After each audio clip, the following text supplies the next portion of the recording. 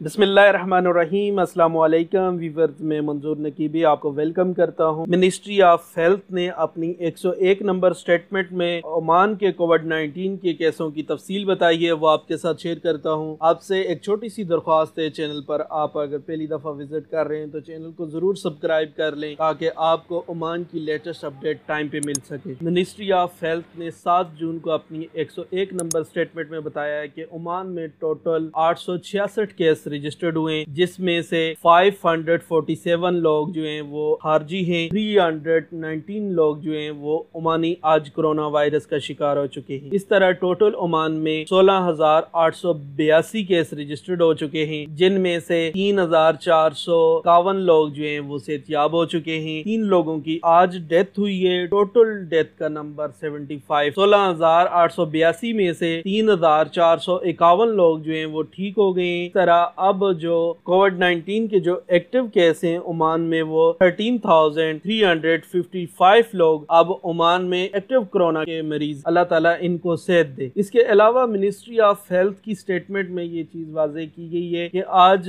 नए 68 कोरोना के मरीज जो हैं वो काफी सीरियस हालत में थे, तो उनको हॉस्पिटल में एडमिट कर दिया गया है। इस तरह अब टोटल ओमान की अस्पतालों में जो बेड पे कोरोना के मरीज मौजूद हैं वो 290 हो चुके हैं, और इनमें से बहुत ही सीरियस हालत में जो आईसीयू में हैं वो 75 लोग अब आईसीयू में कोरोना के मरीज हैं। अल्लाह ताला इन सब मरीजों को जल्द से जल्द सेहत अता फरमाए, और जो लोग फोत हो गए इनकी मगफरत फरमाए। मजीद इंशाल्लाह तफसील इनकी नेक्स्ट वीडियो में मैं शेयर करूंगा कि आज 866 जो केस रजिस्टर्ड हुए ये कौन से इलाके में कितने रजिस्टर्ड।